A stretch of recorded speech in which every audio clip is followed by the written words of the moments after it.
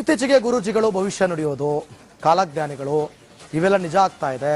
ಈಗ ಮತ್ತೊಮ್ಮೆ ನಿಜ ಆಗಿದೆಯಂತೆ. ಕಾಲಜ್ಞಾನಿ ಗುರೂಜಿಯ ಇರಾನ್ ಭವಿಷ್ಯ, ಇರಾನ್ ಅಮೆರಿಕ ಇಸ್ರೇಲ್ ಯುದ್ಧಕ್ಕೆ ಕೊನೆಗೂ ಬಿತ್ತು ಫುಲ್ ಸ್ಟಾಪ್. 40-50 ದಿನದ ಒಳಗೆ ಯುದ್ಧ ಪಾಸ್ ಆಗುತ್ತೆ ಅಂತ ಈ ಗುರೂಜಿ ಹೇಳಿದ್ರು. ಅದರಂತೆ ಇದೀಗ 40 ದಿನಕ್ಕೆ ಅಲ್ಪ ವಿರಾಮ ಘೋಷಿಸಿದ್ದಾರೆ. ಇದು ಕಾಲಜ್ಞಾನಿ ಗುರೂಜಿಯ ಎಕ್ಸ್ಕ್ಲೂಸಿವ್ ಭವಿಷ್ಯ ಅಂತ ಹೇಳಿದ್ರೆ ತಪ್ಪಾಗ್ಲಿಕ್ಕಿಲ್ಲ. ಇರಾನ್ ಯುದ್ಧ ಶುರುವಾಗುವ ಡೇಟು, ಇರಾನ್ ಯುದ್ಧದಲ್ಲಿ ಆಗುವಂತ ಘಟನಾವಳಿಗಳ ಬಗ್ಗೆ ಹೇಳಿದ್ವಿ. ಸೊ ಅಲ್ಲಿ ಒಂದು ಧರ್ಮಗುರು ಸುಪ್ರೀಂ ಲೀಡರ್ನ ಅಸಾಸಿನೇಷನ್ ಆಗಿ ಒಂದು ಯುದ್ಧ ಇಂಟೆನ್ಸಿಫೈ ಆಗುತ್ತೆ ಅಂತ ಹೇಳಿದ್ವಿ. ಅದೇ ತರ ನಾವು ನಡೆಯಿತು. ಅಲ್ಲಿ ಸುಪ್ರೀಂ ಲೀಡರ್ ಹತ್ಯೆ ಕೂಡ ಆಯಿತು. ಅದಲ್ದೇ ಅಮೇರಿಕದ ಒಂದು ಎಕ್ಸಾಂಪಲ್ ಕೊಟ್ಟು ಈ ತರವಾದಂತಹ ಒಂದು ಪರಮಾಣು ಪ್ರಯೋಗ ಆಗುತ್ತೆ, ಅದರಿಂದ ಜನಗಳು ಒಂದು ಆತಂಕದಲ್ಲಿ ಬದುಕ್ತಾರೆ ಅಂತ ಹೇಳ್ತೀವಿ. ಸೊ ಅದೇ ತರನಾಗಿ ಅಮೇರಿಕ ಪರಮಾಣು ಪ್ರಯೋಗದ ಒಂದು ಆತಂಕ ಇಡೀ ಜಗತ್ತಾದ್ಯಂತ ಸುದ್ದಿ ಆಯಿತು, ಅದೇ ಕೂಡ ನಡೆದೋಯ್ತು. ಅದಲ್ದೇ ಅಲಿ ಖಮೇನಿಯ ಒಂದು ಹತ್ಯೆ ಆದ ದಿನದಂದು ಅಂದ್ರೆ ಫೆಬ್ರವರಿ 28ನೇ ತಾರೀಕಿಗೆ ಒಂದು ನಂದೇ ಆದಂಥ ಅನಲೈಸ್ ಮಾಡಿ ಒಂದು ವಿಡಿಯೋನ ನ್ಯೂಸ್ಗೆ ಕಳಿಸಿದ್ವಿ. ಯಾವಾಗ ಯುದ್ಧ ಮಾಡುವಂಥವ್ರಿಗೂ ಗೊತ್ತಿಲ್ಲ ಯಾವಾಗ ಅಂತ್ಯ ಆಗತ್ತೆ ಅಂತ, ಇಡೀ ಜಗತ್ತಿಗೆ ಗೊತ್ತಿಲ್ಲ. ಜಗತ್ತಿಗೆ ಕೂಡ ಒಂದು ಕ್ವಶನ್ ಮಾರ್ಕ್ ಆಗಿತ್ತು. ಪೊಲಿಟಿಕಲ್ ಅನಲಿಸ್ಟ್ಗಳಿಗೆ ಇದು ದೊಡ್ಡದೊಂದು ಚಾಲೆಂಜಿಂಗ್ ಟಾಸ್ಕೇ ಆಗಿತ್ತು. ಅದಲ್ಲದೆ ಜನಗಳ ಮಧ್ಯದಲ್ಲಿ ಸುಮಾರು ಗೊಂದಲ ಆಗಿತ್ತು. ಜನಗಳಿಗೆ ಒಂದು ದಾರಿ ಅಂತಾನೆ ಗೊತ್ತಾಗ್ತಾ ಇರಲಿಲ್ಲ. ಸೊ ಆ ಟೈಮಲ್ಲಿ ಒಂದು ನಾವು ಭವಿಷ್ಯವಾಣಿಯನ್ನ ಮಾಡಿ ಕಳಿಸಿದ್ವಿ. ಅದರಲ್ಲಿ ಏನು ಹೇಳ್ತೀಪ್ಪ ಅಂತಂದ್ರೆ 40 ಡೇಸ್ ಇಂದ ಶುರುವಾಗಿ 55 ಡೇಸ್ ಒಳಗಡೆ ಒಂದು ಈ ಯುದ್ಧ 70% ನಿಲ್ಲುತ್ತೆ, ಪಾಸ್ ಬಟನ್ ಪ್ರೆಸ್ ಆಗುತ್ತೆ. ಅದು ಇನ್ನ 30% ನಿಲ್ಲಬೇಕಾದಾಗ ಮುಂದೆ ಕ್ರಮೇಣವಾಗಿ 6ರಿಂದ 7 ತಿಂಗಳವರೆಗೂ ಶುರುವಾಗುತ್ತೆ. 7 ತಿಂಗಳವರೆಗೂ ಟೈಮ್ ತಗೊಳುತ್ತೆ ಅಂತ ಹೇಳಿದ್ವಿ. ಸೊ ಇವತ್ತು 40th ಡೇ. ಸೊ ಎಲ್ಲ ನ್ಯೂಸ್ ಚಾನಲ್ ಬರ್ತಾ ಇದೆ. ಅಮೇರಿಕ ಇರಾನ್ ಯುದ್ಧ ಕದನ ವಿರಾಮ ಅಂತ ತೋರಿಸ್ತಾ ಇದ್ದಾರೆ. 2 ವಾರ ಒಳಗೂ ಪೌಸ್ ಆಗಿದೆ, ಇಬ್ಬರು ಒಪ್ಕೊಂಡಿದ್ದಾರೆ ಅಂತ ತೋರಿಸ್ತಾ ಇದೆ. ಸೊ ಈ ಪೌಸ್ ಆಗಿರುವಂತದ್ದು ಕೂಡ ನಾವು ಕೊಟ್ಟಂತ ಡ್ಯೂರೇಷನ್ ಅಲ್ಲಿ ಆಗಿದೆ. ಇದು ಕಂಪ್ಲೀಟ್ ಆಗಿ ನಿಲ್ಬೇಕಂದ್ರೂ ಕೂಡ ಇನ್ನು ಬರಲಿರುವಂತಹ 6ರಿಂದ 7 ತಿಂಗಳವರೆಗೂ ಇದು ಕಂಪ್ಲೀಟ್ ಆಗಿ ನಿಲ್ಲುತ್ತೆ. ಅದು ಇವಾಗ 70% ಕೂಡ ನಿಂತಿದೆ.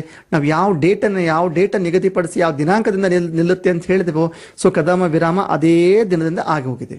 ಸೊ ಇಲ್ಲಿ ಒಂದು ನಾನು ಕ್ಯಾಲ್ಕುಲೇಟ್ ಮಾಡಿದ್ದು ಒಂದು ಮಂಡಲದ ಲೆಕ್ಕದಿಂದ 40 ಡೇಸ್ ಅನ್ನೋದು ಒಂದು ಮಂಡಲ ಅಂದ್ರೆ ಇದು ತಂತ್ರಶಾಸ್ತ್ರದಲ್ಲಾಗಲಿ ದೀಕ್ಷಾಶಾಸ್ತ್ರದಲ್ಲಾಗಲಿ ದೀಕ್ಷಾ ಒಂದು ವೃತ್ತಿಯಲ್ಲಿ ದೀಕ್ಷಾ ಒಂದು ಮಾರ್ಗದಲ್ಲಾಗಲಿ ಇದನ್ನ ನಾವು 40 ಡೇಸ್ಗೆ ಒಂದು ಮಂಡಲ ಅಂತೀವಿ. ಇನ್ನು ಅನ್ಯತರ ಗ್ರಂಥಗಳಲ್ಲಿ 48 ಡೇಸ್ಗೆ ಒಂದು ಮಂಡಲ ಅಂತ ಉಲ್ಲೇಖ ಸಿಗುತ್ತೆ. ಸೊ ಇದನ್ನ ನಾನು ಆನ್ ಆನ್ ಅವರೇಜ್ ತಗೊಂಡು 40ಇಂದ ಶುರು ಆಗಿ ಒಂದು 55 ಡೇಸ್ ಅಂತ ನಾನು ಕೌಂಟ್ ಮಾಡಿ 55 ಈ ಒಂದು ಡ್ಯೂರೇಷನ್ ಜಗತ್ತಿಗೆ ಹೇಳಿದ್ದೆ. ಎಲ್ಲ ಜನಗಳಲ್ಲಿ ಒಂದು ಕ್ವಶನ್ ಮಾರ್ಕ್ ಆಗಿತ್ತು. ಬಟ್ ನಾವು ಆ ಸಮಯದಲ್ಲಿ ಎಲ್ಲರ ಮೈಂಡಲ್ಲಿ ಒಂದು ಡಾಟ್ ಇಟ್ಟಿದ್ದೀವಿ. ಸೊ ಎಲ್ಲ ಜನಗಳು ಒಂದು ನಿರೀಕ್ಷೆಯಲ್ಲಿದ್ದರು. ಗುರುಗಳು ಈ ಡೇಟಲ್ಲಿ ಹೇಳಿದ್ದಾರೆ ಕಾಯೋಣ ಅಂತ. ಸೊ ನೀವು ಕಾಯ್ದಂಥ ದಿನ ಇವತ್ತು ಬಂದಿದೆ. ಸೊ ಎಲ್ಲ ಚಾನಲಲ್ಲಿ ಕೂಡ ಇವತ್ತು ಅನೌನ್ಸ್ ಆಗ್ತಾ ಇದೆ, ಇರಾನ್ ಮತ್ತು ಅಮೇರಿಕದ ಯುದ್ಧ ಕದನ ವಿರಾಮವಾಗಿದೆ ಅಂತ ಅನೌನ್ಸ್ ಆಗ್ತಾ ಇದೆ. ಸೊ ನಾವು ಕೊಟ್ಟಂತ ಭವಿಷ್ಯವಾಣಿ ಕೂಡ ನಿಜವಾಗಿದೆ. ಕುಜೇನ ಯುದ್ಧಂ ಶನಿನಾ ವಿರಾಮ ಕಾಲಚಕ್ರೇ ಸಿದ್ಧಂ ಜ್ಯೋತಿಷಂ ಅಂತ ಒಂದು ವರ್ಣನೆ ಸಿಗುತ್ತೆ. ಅಂದರೆ ಕುಜನಿಂದ ಯುದ್ಧ ಮತ್ತು ಶನಿಯಿಂದ ವಿರಾಮ, ಇದು ಕಾಲಚಕ್ರದ ಸಿದ್ಧಾಂತ ಮತ್ತು ಇದನ್ನು ಜ್ಯೋತಿಷ್ಯ ಸಿದ್ಧಾಂತ ಹೇಳ್ತದೆ. ಬೃಹತ್ ಹೋರಾಶಾಸ್ತ್ರದಲ್ಲಿ ಶನಿ ಮಹಾತ್ಮನ ಈ ತರ ವರ್ಣನೆ ಇದೆ. ಶನಿ ಕರ್ಮ ಫಲದಾತ ಚ ದುಃಖ ಶೋಕ ಭಯಪ್ರದಾಹ ಅಂತ ಒಂದು ಬೃಹತ್ ಹೋರಾಶಾಸ್ತ್ರದಲ್ಲಿ ಇದರ ಉಲ್ಲೇಖನ ಸಿಗುತ್ತೆ. ಫಲದೀಪಿಕಾದಲ್ಲಿ ಈ ಒಂದು ಶನೇಶ್ವರನ ಒಂದು ಈ ತರ ಉಲ್ಲೇಖ ಇದೆ. ಮಂದಃ ಶನೇಶ್ವರ ಪಾಪಃ ಕರ್ಮ ಫಲಪ್ರದಾಯಕ ಅಂತ ಫಲದೀಪಿಕಲ್ಲಿ ಸಿಗುತ್ತೆ. ಇದೇ ಒಂದು ಸಾರಾವಳಿಯಲ್ಲಿ ನಾವು ನೋಡಿದಾಗ ಶನಿ ಮಹಾತ್ಮನ ಭೌಮಃ ಕ್ರೂರ ಯದಾ ಜ್ಞೇಯ ಯುದ್ಧಕಾರಕ ಉಚ್ಚಯೇತ್ ಅಂತ ಹೇಳ್ತದೆ. ಸೊ ಒಂದು ಶನಿ ಮಹಾತ್ಮನ ಒಂದು ಈ ಒಂದು ಎಫೆಕ್ಟು. ಕುಜ ಮಹಾತ್ಮ ಏನ್ ಮಾಡ್ತಾನೆ ಅಂತ, ಕುಜದೇವರು ಏನ್ ಮಾಡ್ತಾರೆ ಅಂದ್ರೆ ಯುದ್ಧನ ಶುರು ಮಾಡ್ತಾರೆ, ಶನಿದೇವರು ಇದನ್ನ ಅಂತ್ಯಗೊಳಿಸ್ತಾರೆ.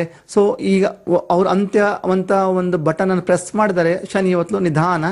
ಸೊ ಇದು ಒಂದು ಪ್ರೊಸೆಸ್ 6ರಿಂದ 7 ತಿಂಗಳು ಪ್ರೊಸೆಸ್ ತಗೊಂಡು ಈ ಒಂದು ಯುದ್ಧ ನಿಲ್ಲುವಂತ ಸಾಧ್ಯತೆಗಳು ತುಂಬಾ ಇದೆ. ಸೊ ನಾವು ಹೇಳಿದಂತಹ ನಿಗದಿಪಡಿಸಿದಂಥ ಒಂದು ಮಂಡಲ ಕಾಲಾವಧಿಯಲ್ಲಿ ಇದು ನಡೆದು ಹೋಗಿದೆ. ಸೊ ಇಲ್ಲಿಗೆ ನಾವು ಕೊಟ್ಟಂತಹ ಪ್ರಿಡಿಕ್ಷನ್ ಕೂಡ ಸತ್ಯ ಆಗಿದೆ ಅಂತ ಜಾಹೀರಾತಾಗಿದೆ. ಇಂದಿನ ಭಾಗದಲ್ಲಿ ನಿರೀಕ್ಷಿಸಿ. ಜಿಬಿಎ ವಿರುದ್ಧ ವಿಶೇಷ ಚೇತನರ ಆಕ್ರೋಶ ಕೇಳಿ ಬರ್ತಾ ಇದೆ. ಯಾಕೆ ಅಂತ ಹೇಳ್ತೀವಿ ಬ್ರೇಕ್ ಆದ್ಮೇಲೆ.